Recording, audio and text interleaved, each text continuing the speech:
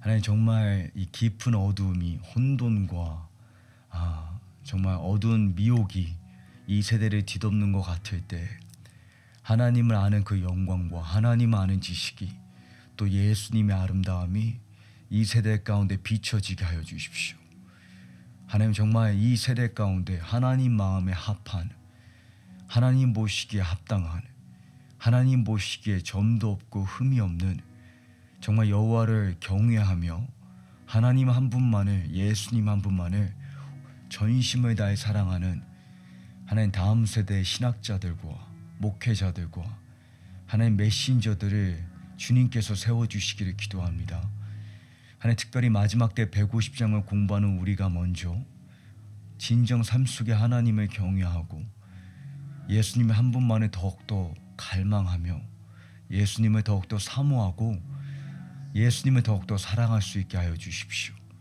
하나님, 이것이 그저 인포메이션이 아니라 지식과 정보로 남는 것이 아니라 우리 안에 예수님을 향한 사무친 열정을 불러일으키기를 원합니다. 예수님을 더욱더 고대할 수 있기를 원합니다. 하나님, 우리에게 예수님을 향한 감격과 예수님을 향한 감각을 증가하여 주십시오. 한국교회에게, 그 다음 세대에게, 한국의 신학교회 하나님 새 영을 부어주십시오. 예수님의 이름으로 기도드렸습니다. 아멘. 이사야 62장은 저에게 개인적으로 성경에서 가장 중요한 본문 중 하나이고, 특별히 마지막 때를 공부하는 메신저에게 가장 중요한 본문 중 하나라고 해도 과언이 아닙니다. 그 이유는 제가 여러분께 이전에 우리가 마지막 때 150장을 공부하는 이유는 그저 하나님의 계획을 우리가 정확히 이해할 뿐 아니라 하나님의 심정을 빌립보서 1장 8절을 보게 되면 사도 바울이 이런 말을 합니다. 내가 예수 그리스도의 심장으로 얼마나 너희를 사모하는지를 하나님께서 내 증인이시라. 근데 마지막 때 150장을 공부할 때 우리가 놓쳐서는 안 되는, 그리고 마지막 때를 외치는 메신저가 반드시 기억해야 되는 것은 바로 그 하나님의 계획 속에 담겨있는, 그리고 이 150장 속에 담겨있는 예수님의 심장입니다. 제가 이사야 62장을 성경에서 가장 중요한 본문 중 하나로 여기는 이유는 그 예수님의 심장을 우리에게 계시해주고 우리에게 임파테이션해주고 있기 때문입니다. 로마서 9장을 보게 되면 사도 바울이 이러한 말을 하는데요. 내가 성령께서 내 증인이신데 내가 거짓말을 하지 아니하고 내 양심이 이것을 증언하고 성령께서 이것을 증언하시는데, 성령이 나의 증인이신데 내 안에 끊기지 않는, 억제할 수 없는 밤낮 주야로 나를 괴롭히는 근심이 있다 말합니다. 그 근심이 무엇이냐?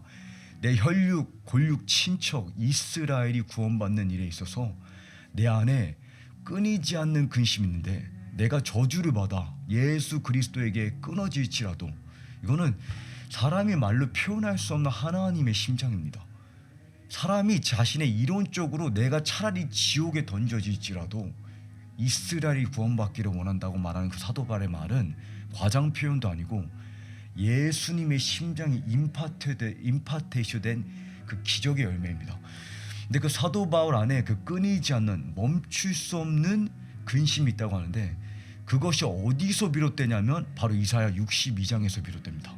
예수님께서 말씀하시기를 내가 쉴 수 없고 잠잠할 수 없다라고 주님께서 우리에게 말씀해 주십니다. 여러분, 이 기독교 복음의 충격적인 사실은 창조주이신 하나님이 죽임당하셨다는 겁니다. 맞죠? 근데 그 충격적인 사실이 감격스러운 소식인 이유는 우리를 사랑하시기 때문에 하나님께서 죽으셨다는 거예요. 맞죠? 그래서 갈라디아서 2장을 보게 되면 사도 바울이 나를 사랑하사 나를 위해 자기를 버리신 예수 그리스도를 이렇게 표현합니다.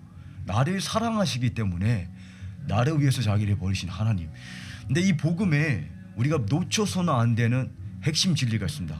그것이 무엇이냐면, 우리가 유교 사상에서 자라온 이 한국 문화에서 때로 우리가 이것을 놓칠 때가 있는데, 그것이 무엇이냐면, 복음은 내가 하나님을 시인하고 영접하기 이전에 먼저 하나님의 억제할 수 없는 긍휼이 죄에 죽어 있었던 나에게 찾아왔다는 것입니다. 그것이 로마서 5장에 하나님께서 허물에 죽은 우리를 위하여 그리스도를 주셨는데 그로 인해서 당신의 사랑을 확증하셨다. 에베소서 2장에 우리가 본질상 진노의 자녀였을 때, 본질상 여러분이 하나님을 대적하고 하나님을 욕되게 하고 하나님을 업신여기고 하나님을 원치 않았을 때, 4절에 보게 되면 에베소서 2장 4절에 그러나, 제가 여러분께 성경을 볼 때 이 문법과 접속사가 중요하다 말씀드렸습니다. 왜냐하면 그 문법 속에, 그 접속사 속에는 복음의 메시지와 하나님의 의도가 담겨있다 말씀드렸습니다. 그러나 본질상 우리는 하나님을 대적하고 있는데, 본질상 우리가 하나님의 원수인데, 본질상 하나님을 시인하고 하나님을 영접하고 싶은 마음이 0%인데, 그러나 그 그러나가 복음입니다. 국률에 풍성하신 하나님께서 그 당신 마음에 우리를 향한 국률을 억제할 수 없어서 우리에게 그리스도를 주셨고 우리를 그리스도와 함께 살리셨다. 여러분, 이것이 예수 그리스도의 복음입니다. 이것이 우영 형제를 살린 예수님의 복음이고, 이것이 이사야 62장이 우리에게 설교하고 있는 예수님의 복음입니다. 근데 61장부터 이 63장을 보게 되면, 제가 여러분께 이사야 61장에 이사야가 복음이라는 이 단어를 소개한다고 말씀을 드렸죠. 근데 여기서 우리가 복음이라는 개념을 이사야적인 개념에서 또는 선지자적인 관점에서, 그리고 예수님과 사도들이 이해한 예수 그리스도의 복음을 우리가 이해해야 됩니다. 자, 이사야 61장과 62장과 63장이 어떻게 복음의 그 온전한 그림을 보여주는지. 자, 61장에서는 이사야가 어떻게 마지막 때 하나님께서 이스라엘을 죄로부터 구속하실 뿐만 아니라, 이사야 59장 20절에 구원자가 시온에서부터 나와서 야곱을 경건치 않은 죄로부터 구원하실 것이다, 맞죠? 그러면서 이사야가 어떻게 죄로부터 하나님께서 우리를 구속하실 뿐만 아니라 감옥에서부터 갇힌 자를 풀어주고 묶인 자를 자유케 하고, 이게 그저 시적이고 비유적인 표현이 아니라 우리를 하나님께서 영적인 억압에서부터 자유케 하신다는 것을 포함하고 있지만, 이사야 61장의 문맥을 여러분께서 주목해 보시게 되면 마지막 때 이스라엘을 적그리스도의 억압에서부터, 소위 말하면 죽음의 수용소에서 예수님께서 물질적으로 출애굽하신다는 것을 의미하고 있습니다. 그래서 이사야가 이 이스라엘을 어떻게 하나님께서 구출하실지에 대한, 그러니까 하나님의 구출 계획과 이스라엘의 구원과 회복에 대해서 이야기를 하고 있는데, 그것을 한마디로 정리해서 구속의 해와 보복의 날이라고 설명합니다. 그리고 그것을 한 단어로 압축해서 복음이라고 표현합니다. 근데 이제 이사야 61장은 구속의 해가 무엇을 의미하는지, 구속의 해의 열매가 어떠할지를 설명해주고 있다면, 이사야 62장은 왜 하나님께서 이 폐역하고 이 완악하고 본질상 진노의 자녀인 이 이스라엘을, 본질상 고멜과 같은 이 방탕한 음녀를 왜 구출하시는지, 왜 구속하시는지, 왜 회복할 수밖에 없는지, 하나님 마음속에 견딜 수 없는 그 원동력이 무엇인지 우리에게 보여줍니다. 그것이 무엇이냐? 너를 구원하는 자가 그저 구세주일 뿐만 아니라 너를 향한 신랑이시라는 겁니다. 그 신랑의 기쁨과 억제할 수 없는 갈망을 계시하면서 하나님의 복음의 원동력이 무엇인지를 우리에게 상기합니다. 근데 이사야의 메시지는 거기서 멈추지 않습니다. 이 신랑 되신 여호와가 이스라엘을 구속할 뿐만 아니라 적그리스도에게 보복하신다는 것이 또 하나님의 복음의 메시지입니다. 그것이 이사야 63장입니다. 그러니까 구속의 해와 보복의 날, 이 하나 예수님의 십자가와 아마겟돈 전쟁이 예수 그리스도 안에서 완벽한 조화를 이루는데, 그것이 이사야가 전하고 있는 복음입니다. 근데 그 복음의 중심에는 우리가 놓쳐서는 안 되는 예수님의 심장이 있다는 것입니다. 그것이 무엇이냐? 너를 지으신 이가 내 남편이시라. 근데 그저 지적이고 이론적인 하나님의 남편 되심이 아니라, 이사야는 우리에게 하나님의 억제할 수 없는 갈망과 견딜 수 없는 기쁨을 우리에게 계시해 줍니다. 그가 너를 보실 때 어떠한 감정을 갖고 계시는지 아느냐? 그가 너를 바라보실 때 어떠한 마음을 품고 계신지 아느냐? 그것을 아는 자만이 진정한 구속을 이해할 수 있고, 그것을 본 자만이 진정으로 왜 하나님의 진노와 보복이 필요한지, 그 하나님의 보복이, 그 예수님의 심판이, 아마겟돈 전쟁이 어디서 비롯되는지를 보고 우리가 예수님의 마지막 때 계획에 그저 동의하는 것이 아니라 그저 지적으로 인정하는 것이 아니라 전적으로 동역하는 자리에 나올 수 있다는 것입니다. 그래서 우리는 이사야가 이 예수님의 아름다움을 앙망하는 가운데 그리스도의 십자가와 구속의 해와 보복의 날과 그것을 작용하는 그 예수님의 신랑 되심의 심장을 맛보는 가운데 주님을 찬양하고 하나님의 풍성한 은혜와 크신 사랑을 노래하면서 더 나아가 이스라엘을 위해서 중보하는 것을 보게 됩니다. 그리고 우리를 마지막으로 그 중보의 자리로 교회를 이 하나님을 찬양하는 그리고 이스라엘을 위해서 중보하는 그 부르심으로 마지막 때 교회의 부르심이 무엇인지 성교의 목적이 무엇인지 그 자리를 우리를 초청하는 것을 보게 됩니다. 제가 이 이사야 63장까지 다루고 싶지만 오늘은 그것을 간략하게 정리만 해드리고 다음 주에 저 좀 더 구체적으로 이 에돔에서부터 오는 이 예수님의 심판 사역과 이 아마겟돈 전쟁까지의 그 행진을 제가 좀 구체적으로 설명해 드리도록 하겠습니다. 먼저 이사야 62장은 저희가 이제 본문을 함께 읽으면서 이제 함께 살펴보게 되면 시온을 위해 내가 잠잠하지 않을 것이며 예루살렘을 위해 내가 쉬지 않을 것이다. 시온의 정의가 빛같이 시작되고 예루살렘의 구원이 횃불처럼 타오르기까지 내가 쉬지 않을 것이다. 자, 여러분 하나님 안에 쉴 수 없는 열정이 있다는 거 아십니까? 근데 그 열정이 누구를 향하고 있냐? 물론 북한을 향하고 있습니다. 물론 한국 교회를 향하고 있습니다. 근데 여러분 제가 여러분께 이전에도 강조해 드렸는데 우리는 보통 성경을 읽을 때도 그렇고 신앙생활을 할 때도 그렇고 하나님을 섬기는 우리의 관점에서도 그렇고 항상 나 중심적일 때가 많습니다. 나 중심적인 거의 열매가 무엇이냐면 대한민국 우월주의, 한국 중심주의. 근데 여러분 성경도 역사도 그리고 마지막 때 하나님의 계획도 대한민국 중심적이지가 않습니다. 우리는 대한민국 사람이기 이전에 먼저 그리스도인이라는 것을 이해하셔야 합니다. 제가 여러분께 말씀드렸죠. 이전에 북한을 위한 여러분의 절박한 만큼 예루살렘을 향해서 간절하십니까? 만약에 그렇지 않다면 우리는 아직 하나님 나라 중심적인 생각이 없는 것일 수도 있습니다. 왜 그러냐? 예루살렘이 북한보다 중요해서가 아니라 예루살렘이 회복돼야지 예수님이 재림하시기 때문입니다. 여러분 북한이 회복되면 예수님이 재림하시지 않습니다. 북한이 회복되는 게 안 중요하다는 말이 아닙니다. 근데 북한이 이 역사에 그리고 이 마지막 때 하나님의 계획의 중심이 아니라는 겁니다. 여기 보게 되면 하나님 안에 잠잠할 수 없는 열정과 갈망이 있는데 어디를 위하고 있냐? 제가 여러분께 성경을 공부할 때 문맥이 중요하다고 말씀드렸고 문자가 중요하다고 말씀드렸고 그 다음에 문법이 중요하다고 말씀드렸습니다. 자, 여기에 제가 두 개의 접속사를 하이라이트 드리기 원한다. 시온을 위해라는 for Zion's sake 이 접속사입니다. 시온을 위해. 그 다음에 예루살렘의 구원 횃불이 타오르기까지. 여기 보시게 되면 이 까지라는 한국어는 때로는 이 접속사가 잘 등장하지 않을 수가 있습니다. 여기 영어 표현에 보게 되면 until이라는 이 접속사가 사용됩니다. 이것이 말해주는 바는 무엇이냐면 지금 하나님의 갈망이 어디를 향하고 있는지 먼저, 그러니까 하나님의 갈망이 이스라엘에게 제한되었다는 말이 아니라 먼저 하나님의 이 구속의 계획 속에 먼저 어디를 향하고 있는지 우리가 이해해야 된다. 아버지의 마음이 있는 곳에 우리의 마음이 있어야 되고 예수님의 눈길이 있는 곳에 우리의 눈길이 먼저 있어야 됩니다. 어디를 향하고 있고 그 다음에 언제까지 갈 것인지 시온의 구원이 횃불같이 타오르기까지 쉬지 않을 것이다. 그러니까 하나님 안에 멈출 수 없고 억제할 수 없고 견딜 수 없는 갈망이 있는데 그것이 예루살렘을 회복하는 원동력이라는 겁니다.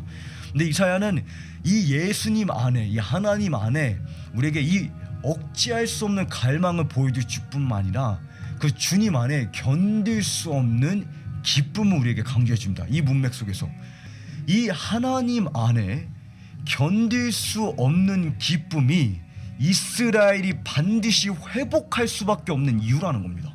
왜 이 폐역하고 완악하고 제가 여러분께 성경을 공부할 때 성경 저자들은 항상 우리에게 배경 상황을 일일이 다 설명해 주지 않는다고 말씀드렸죠. 맞죠? 이사야 62장의 문제점은 무엇이냐면 우리가 너무 익숙하다는 겁니다. 근데 익숙함 속의 문제점이 뭐냐면 이사야 62장이 지금 어떠한 문맥과 배경 속에서 우리에게 전달되고 있는지 우리가 놓친다는 겁니다. 여러분 이사야 62장은 지금 회복된 이스라엘에게 선포되고 있는 메시지가 아닙니다. 거듭난 이스라엘에게 선포되고 있는 메시지가 아닙니다. 변화된 이스라엘에게 선포되고 있는 메시지가 아닙니다. 고멜과 같이 끈질기게 방탕하고 음란한 이스라엘을 향한 하나님의 억제할 수 없는, 견딜 수 없는 고백입니다. 근데 여기서 제 안에 포인트는 하나님께서 죄를 간과하신다는 말이 아닙니다. 죄를 가볍게 여기신다는 말이 아닙니다. 이사야는 이것을 분명하게, 제가 여러분께 이전에도 이사야는 항상 이 두 범주 가운데 하나님의 한결같고 한량없는 사랑과 공포스러운 심판을 둘 중에 한쪽으로 치우치지 않고 이 두 안목을 항상 조화시키면서 예수님의 온전한 아름다움을 설교한다고 그랬죠, 맞죠? 근데 이사야가 우리에게 이사야 62장을 보여주면서 이 하나님의 심정을 강조해주면서 그러나 동시에 하나님이 죄를 간과히 여기시지는 않는다는 것을 또 설명을 해줍니다. 이사야 63장을 보게 되면 그러나 그들이 여호와께 반역하고 그분의 거룩한 마음을 슬프게 함으로 그래서 그분은 그들의 원수가 되셔서 그들과 친히 싸우셨다. 여러분, 죄는 하나님의 원수됨입니다. 이스라엘이 하나님께 반역했을 때 그들을 향한 하나님의 절박함은 그들과 싸우게끔 그들의 원수가 될 수밖에 없는 지경에 이릅니다. 근데 여기에 이사야 60장의 그런 포인트는 무엇이냐면 이스라엘이 향한 하나님의 징계가 마지막 발언이 아니라는 것입니다. 비록 하나님께서 그들을 원수의 손에 넘겨주신다 할지라도, 그들의 반역 때문에, 그들의 죄 때문에 그들을 환난 가운데 넘겨주신다 할지라도, 그들을 전쟁 속에 집어넘기신다 할지라도, 적그리스도의 손에 붙이신다 할지라도 그것이 하나님의 마지막 발언이 아니라는 것입니다. 왜 그러하냐? 내가 너를 볼 때 잠잠할 수 없고 너를 볼 때 내 심령이 쉴 수 없는데 그러한 하나님의 갈망이 그 내면에 불타는 마치 사무친 불과 같아서 예레미야 선지자가 내가 여호와의 말씀을 전하고 싶지 않은데 내 뼛속에 하나님의 말씀이 나를 지배하고 나를 집어삼키고 나를 압도하고 나를 이끄는데 그 하나님의 말씀이 마치 사무친 불과 같아서 이 불길이 사그러들지 않아서 내가 여호와의 말씀을 전할 수밖에 없다. 그것이 하나님의 국률입니다. 이스라엘은 내가 너를 바라보는데 내가 너를 잊을 수가 없고 내가 너를 저버릴 수가 없고 내가 너를 대체할 수가 없고 내가 너를 포기할 수 없는데 내 안에 너를 향한 갈망이 마치 사무친 불과 같아서 나를 지배한다는 거 아니? 근데 이 하나님의 갈망이 억제될 수 없을 뿐만이 아니라 이사야가 우리에게 또 한 가지 뭘 강조해 주냐면 하나님 안에 이스라엘을 향한 지금 이 이사야 59장의 문맥 속에 고멜과 같은 이스라엘을 향한 하나님의 기쁨이 있다는 것입니다. 그들을 바라볼 때 여전히 그들은 여호와께 내 마음에 기뻐하는 자라는 것을 하나님께서 또 이사야가 우리에게 강조해 줍니다. 다시는 너를 버림받은 여인이라 부르지 않고 너를 황무지라 칭하지. 제가 이것을 개역 한글로 읽겠습니다. 내 땅은 황무지라 칭하지. 제가 여러분께 이 땅의 중요성에 대해서 저번 주에 설명드렸죠. 이스라엘이 땅으로 돌아오는 것이 얼마나 하나님의 계획 속에서 중요한지, 너를 내가 버릴 뿐만 아니라 너에게 준 그 약속의 땅에 대한 하나님의 계획도 여전하다는 것입니다. 네, 오직 그러면서 하나님께서 너에게 내가 새 이름과 새 정체성을 줄 것인데 그 이름이 무엇이냐? 내가 너를 헵시바라 하리니. 헵시바라는 단어의 의미가 무엇이냐? 오직 하나님께서 너를 좋아하신다. 하나님께서 영어 표현해 보게 되면 His delight is in you. 여호와의 즐거움이 그에게 있다. 그를 볼 때에 여호와의 즐거움이 있다라는 뜻입니다. 그것이 너의 이름이고 그것이 너의 새로운 정체성이라는 것입니다. 근데 하나님께서 왜 이스라엘, 이 패역하고 완악하고 고멜과 같이 방탕한 시온에게 이러한 새 정체성과 새로운 이름을 주시는 것이냐? 여기에 보게 되면 이는이라는 접속사가 등장합니다. 왜냐하면 왜 여호와께서 너를 향해서 이렇게 새 이름을 주시냐? 여호와의 마음이 왜 너를 대체할 수 없느냐? 그 이유는 여호와께서 너를 기뻐하실 것이며 내 땅이 결혼한 바가 될 것이라. 여호와께서 너를 볼 때에 그 안에 하나님께서 기쁨을 갖고 있는데, 이것이 이사야 43장에서 저희가 본 하나님의 구속의 논리입니다. 하나님의 구원의 논리. 이사야 42장에 하나님께 이스라엘에게 누가 너를 약탈자에게 넘겨주었느냐? 누가 너를 적그리스도의 손에 넘겨주었냐? 이것이 역사에 설명할 수 없는 비극이나 사고나 우연이라고 생각하느냐? 아니다. 나 여호와의 행적이다 설명하십니다. 맞죠? 그러면 그런데도 너는 듣지 않았고 그런데도 너는 마음을 돌이키지 않았다. 그러면서 25절에 내가 너를 그래서 불길에 집어넣었다 말씀하십니다. 내가 너를 환난 가운데 더 집어넣었다. 그런데 그 바로 다음 절이 무엇이냐면 이사야 43장 1절에 그러나 그들이 환난 가운데 집어넣고 그들을 파멸시킬 수밖에 없는데 그것이 그들이 짊어져야 한 마땅한 죄의 대가인데 죄의 열매인데 그 죄의 열매가 왜 파멸로 끝나지 않고 이스라엘의 회복으로 이어지는 거냐면 하나님의 그러나 때입니다. 내가 너를 보고 있는데 내가 너를 포기할 수가 없다는 것입니다. 그러나 이스라엘에 들어가지 말아라. 내가 너를 지명하여 불렀고 나는 너를 아는데 너는 반드시 내 것이 될 것이다. 근데 이 패역한 고멜이 왜 하나님의 소유이고 하나님의 것이며 내 마음이 사랑하는 자라고 고백하는 것이냐? 4절에 하나님께서 그 논리를 설명하시죠. 왜냐하면 너가 내 눈에 소중하고 내 눈에 귀하기 때문에 그리고 내 마음이 너를 사랑하기 때문에.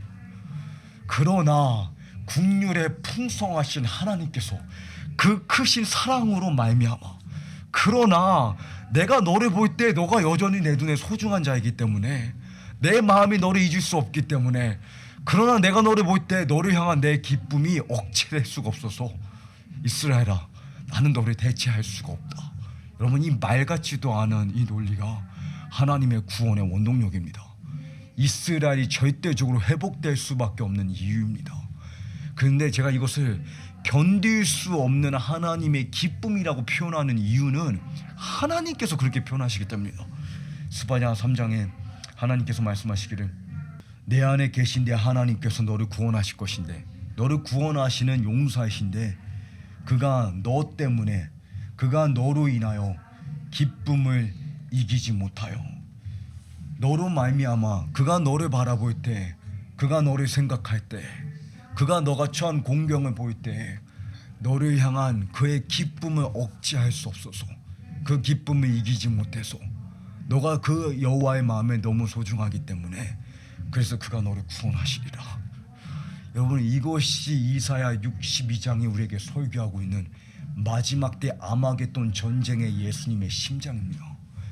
그 예수님의 심장과 예수님의 사역을 구분짓지 아니하시기를 부탁드립니다.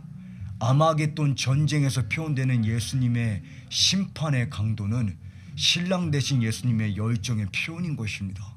그것을 이해하는 자만이 이사야 63장의 예수님의 사역을 보았을 때 그냥 단순히 60장과 61장에 시온을 회복하는 하나님의 손길이 아니라 63장에 원수를 짓밟고 원수에게 보복하고 원수에게 진노를 쏟아붓는 하나님의 포도주 틀과 그 진노의 잔을 보았을 때 7인과 7나팔과 7대접의 글로벌한 재앙을 보았을 때 하나님의 글로벌하고 공개적인 심판을 보았을 때 그 물질적인 심판이 어디까지 갈 것인지 어떠한 지구에 심판을 가져올지 보았을 때 그 하나님의 심판을 억지로 동의하는 것이 아니라 그래 하나님께서 그렇게 심판하셔야 된다고 우리가 억지로 이해하는 것이 아니라 그 하나님의 심판 중에 주님의 크신 은혜와 풍성한 사랑을 노래하고 찬송하게 되는 것입니다.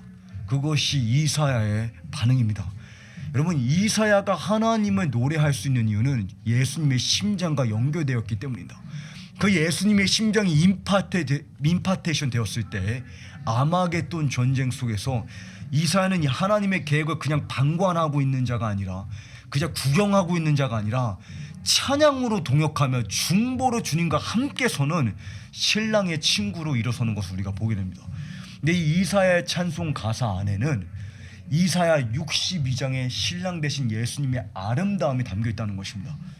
나는 여호와의 사랑을 떠올려 말하고 여호와께서 우리를 위해 하신 모든 일로 여호와를 찬양하겠다.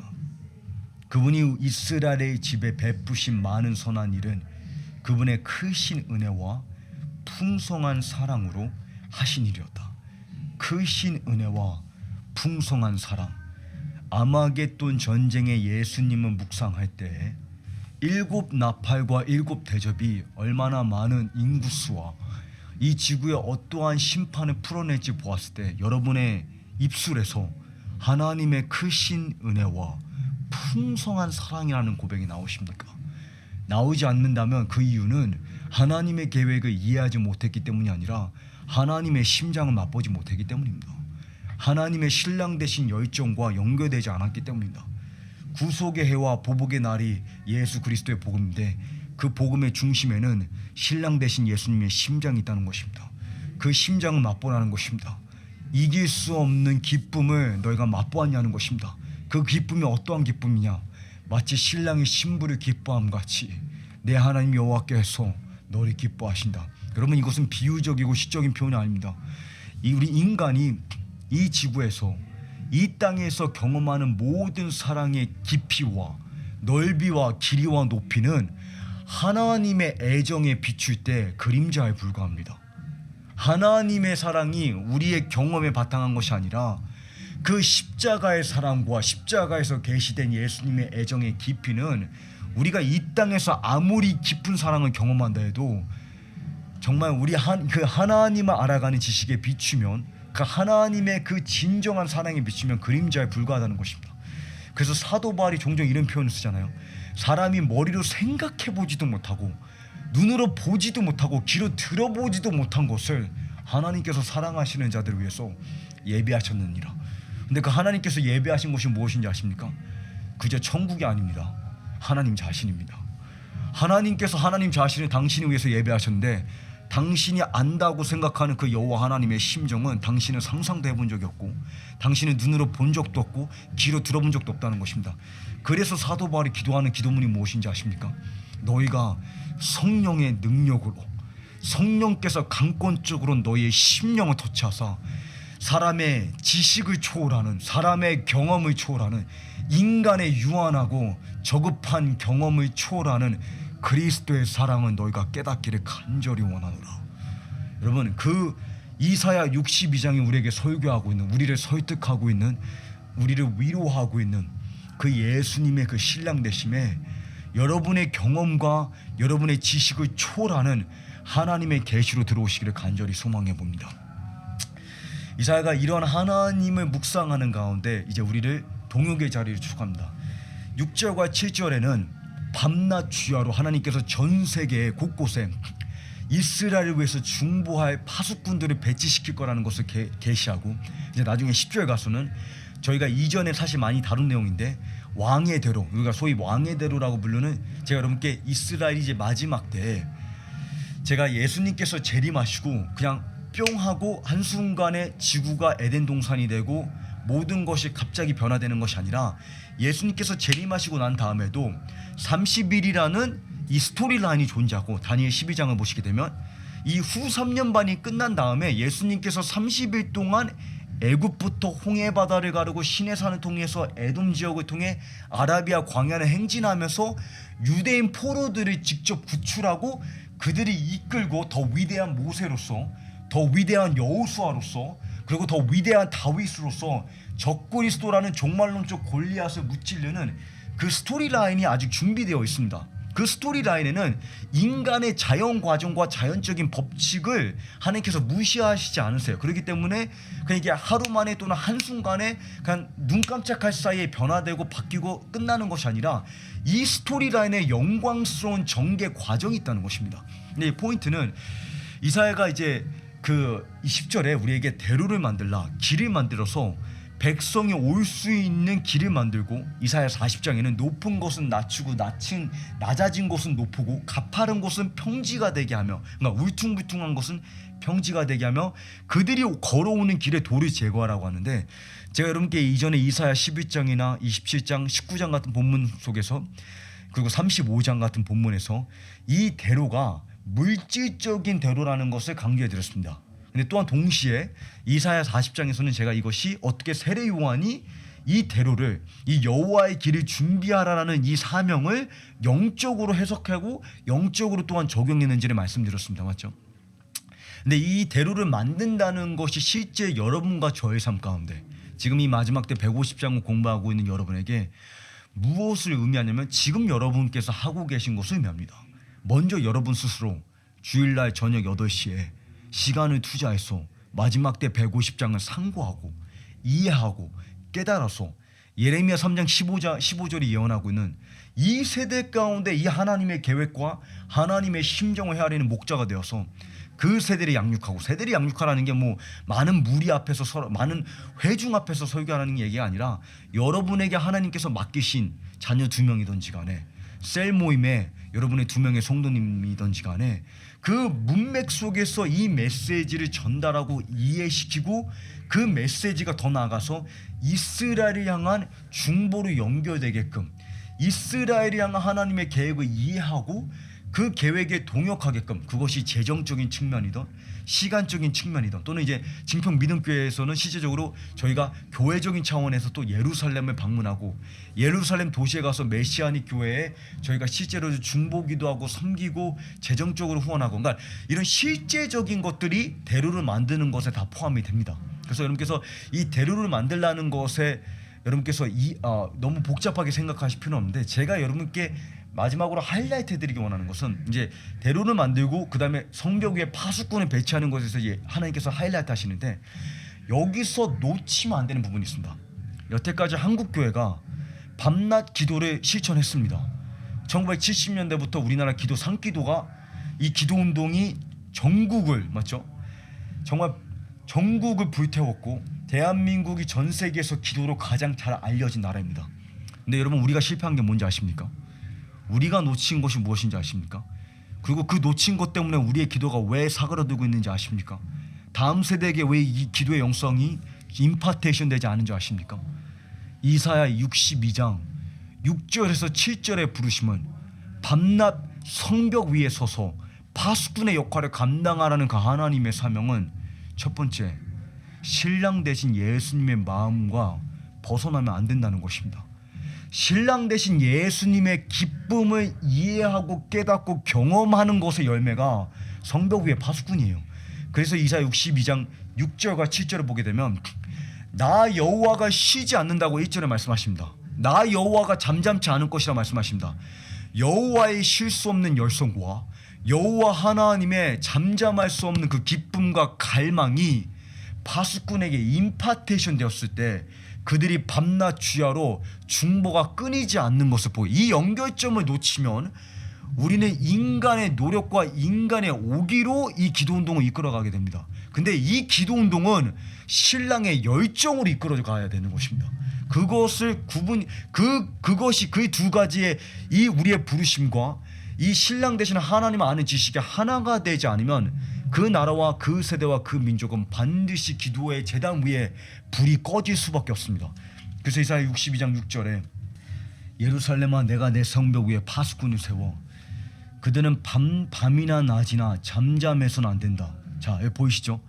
잠잠하지 말라는 이 표현이 1절에 하나님께서 말씀하시는 내가 잠잠하지 않았다. 여호와의 잠잠할 수 없는 열정이 부어진 것입니다. 근데 그 잠잠할 수 없는 열정이 어떠한 열정이었냐? 5절에 신랑이 신부를 기뻐하듯이, 신랑이 신부를 기뻐하는 그 기쁨이 맛보았을 때 6절의 부르심이 이루어지고 있는 거예요. 이 연결점이 보이시죠? 하나님께서 말씀하시기를 그분이 예루살렘을 세우고 세상의 찬송이 되게 하실 때까지, 세상의 자랑거리가 되게 하실 때까지 여호와께서 쉬지 못하도록 해야 한다. 하나님이 쉬지 않으신다고 하는데 이제 성벽 위의 파수꾼들이 쉬지 않고 부르짖는 기도로 하나님께 나아갑니다. 특별히 예루살렘의 회복과 이스라엘의 구원을 위해서 그 하나님의 마음과 하나님의 계획을 보았을 때 하나님으로 쉬지 못하게 하는데, 그 쉬지 못하는 열정이 또 어디서 비롯되는 것이냐? 신랑이 신부를 기뻐함 같이 내가 너를 보았을 때 너를 향한 나의 기쁨이 쉴 수 없다는 것입니다. 그 신랑 되신 예수님 아는 지식이 우리에게 이론과 그냥 지식이 아니라 마치 하나님의 말씀이 예수님을 통해서 성육신화된 것처럼 신랑이시라는 그 하나님 아는 지식이 우리 삶 가운데 육신화되고 우리의 마음 가운데 그것이 실제적으로 체험되지 않으면 절대 여러분 예루살렘 모에서 중보하지 않으십니다. 여러분의 삶 가운데 기도의 불은 반드시 꺼집니다. 대한민국의 기도운동은 반드시 실패하게 되어 있습니다. 한국교회에 기도가 사냐 마느냐는 4절과 5절에 예수님의 심장과 연결되냐 안 되냐에 달려있습니다. 너희가 내 안에 거하고 내가 너희 안에 거하면 아버지가 나를 사랑한 것처럼 내가 그 동일한 강도로 너를 향해 애정을 품고 있는데 내 사랑 안에 거하라. 그리하면 너희가 많은 열매를 맺을 것이라. 그래서 우리를 향한 이사야의 부르심은 성벽 위에 서서 예루살렘 향한 하나님의 계획을 깨닫고 그 예루살렘을 그 하나님의 계획으로 이해시키고 위로하되 하나님께서 구속의 해로 보복의 날로 십자가 예수님과 아마겟돈의 그 예수님께서 신랑 되신 예수님과 심판주 되신 예수님께서 너를 위해 오신다라는 것을 선포하지만 먼저 너 스스로 그 신랑 되신 예수님의 마음과 연결되라는 것입니다. 그것이 우리를 향한 하나님의 부르심이고 그것이 우리를 향한 마지막 때 승리하는 교회를 향한 하나님의 전략인 것입니다. 그래서 저희가 이제 이 메시지를 마치면서 여러분 스스로 한번 질문해 보시기를 바랍니다. 나는 과연 진정 하나님을 신랑으로 알아가고 있는가? 신랑 되신 그 하나님 아는 지식 속에 내가 그 주님의 기쁨을 진정으로 체험하고 있는가? 내가 너를 볼 때 그 기쁨을 이기지 못해서 내가 너를 향해 노래하고 내가 너를 향해서 구원한다라고 말씀하신 그 하나님의 복음을 내가 진정으로 이해하고 있는가? 그리고 그것이 내 삶 가운데 예루살렘을 향한, 그러니까 나 중심적인, 한국인 중심적인 나와 내 나라와 내 세대와 내 가정과 거기서 하나님의 나라와 하나님의 도시와 하나님의 눈동자로 향하기 위해서는 그 신랑 되신 하나님의 기쁨이 우리 마음 가운데 사무친 불이 되어야 한다는 것입니다. 여러분께서 그것을 질문해 보면서 저와 함께 기도해 보기를 원합니다. 하나님, 내 안에 이 하나님의 간절함을 부어주십시오. 여러분, 내가 예루살렘을 위해, 내가 시온을 위해라고 말씀하셨을 때 하나님께서 우리에게 강조하고 계신 하나의 중요한 진리가 있습니다. 그것이 무엇이냐? 우리는 종종 하나님께 구할 때, 하나님께 나아갈 때 하나님을 향해 우리의 간절함이 언젠가는 하나님을 설득할 것이라고 생각하는 경향이 있습니다. 여러분, 그것은 착각입니다. 내가 시온을 위해, 나 여호와가 예루살렘을 위해, 나 여호와가 북한을 위해 잠잠하지 않겠다는 주님의 말씀에는 너의 절박함이 나를 설득하고 있는 게 아니라 나의 간절한 갈망이 너를 지배하고 있는 거라는 말씀입니다. 나의 간절함 때문에 너가 회복되는 것이지 너의 간절함이 나를 설득하는 게 아니라는 것입니다. 그것을 기억하면서 제가 이 마지막 때 150장을 여러분과 처음 시작할 때 여러분께 이러한 주장을 펼쳤습니다. 만약에 우리가 약간의 노력만 한다면 여러분 모두가 탁월한 지식이 없고 탁월한 깨달음이 없을지라도 약간의 노력만 한다면 이 하나님을 알고 싶고 마지막 때 하나님의 계획을 이해하고 싶은 여러분의 간절함보다 여러분에게 하나님을 드러내고 싶은 그 주님의 간절함이 더 초월적이라고 말씀을 드렸습니다. 그러므로 확신하기를 저는 여러분 모두가 이 마지막 때 150장을 소화할 수 있다고 말씀드렸습니다. 마찬가지로 신랑 되신 예수님은, 그리고 그 주님의 마음은 여러분이 알고 싶은 그 갈급함보다 여러분에게 그것을 전달하고 싶고 계시하고 싶은 그 주님의 마음이 더 간절하다는 것을 먼저 이해하시면서 그러한 하나님을 알아가는 자리로, 그 주님의 아름다움을 묵상하는 자리로 여러분께서 나오기를 선택하시기를 바랍니다. 이것은 여러분의 선택이지, 이것은 여러분의 삶의 생활 방식이지 그냥 어떨결에 주어지는 인포메이션이 아닙니다. 그래서 여러분을 위해서 기도하기 원합니다. 하나님 감사합니다. 이 마지막 때 150장을 공부하는 가운데 우리가 하나님의 관점에서 복음을 이해하기 원하고 그 예수님의 좋은 소식, 그러나 국률에 풍성하신 하나님이 그 크신 사랑으로 말미암아 그 신랑 되시는 하나님의 기쁨과 하나님의 갈망이 어떠한지 하나님 우리에게 계시하여 주십시오. 사도 바울이 우리를 위해서 기도하기를 그리스도를 아는 지식이 영광의 아버지께서 너희에게 지혜와 계시의 영을 주사 너희의 마음의 눈을 밝혀 너희가 하나님께 어떠한 존재인지, 너희를 향한 하나님의 부르심이 무엇인지, 너희를 향한 하나님의 새 이름이 무엇인지 헵시바라 외치고 계신 그 주님의 심정이 어떠한지 너희로 알게 하시기를 원하노라. 하나님, 우리의 지식과 경험이 제한하고 있는 하나님을 아는 지식이 있습니다. 하나님, 우리의 지식과 경험을 초월하는 그 주님의 심장이 우리에게 임파테이션 되게 하여 주십시오. 사도 바울에게 멈출 수 없는, 억제할 수 없는 그 근심이 임파테이션 된 것처럼 사도 바울이 내가 너를 볼 때 예수 그리스도의 심장으로 그 그리스도의 심장이 내 안에 사무친다 말하였던 것처럼 하나님, 신랑 되시는 주님의 마음에 우리의 뼛속에 사무친 불이 되게 하시고 그것이 예루살렘을 향해 이 세대를 향해서 하나님 전달될 수 있도록 하나님, 우리가 그러한 대로를 만들고 그러한 심장을 가지고 파수꾼으로 서서 밤낮 주야로 이스라엘의 위에 주님과 함께 서는 자가 되게 하여 주십시오. 하나님, 우리가 진정으로 신랑의 친구가 되기 원합니다. 내가 더 이상 너를 종이라 부르지 않고 친구라고 부르노니 하나님, 이제 우리가 그저 종으로서 주님을 섬기는 자에서 이제 신랑으로 하나님을 알고 그 신랑의 친구로 우리가 거듭날 수 있기를 원합니다. 하나님, 우리에게 그러할 수 있는 기름 부어 주십시오. 그러한 은혜를 우리에게 더하여 주십시오. 예수님의 이름으로 기도드렸습니다. 아멘.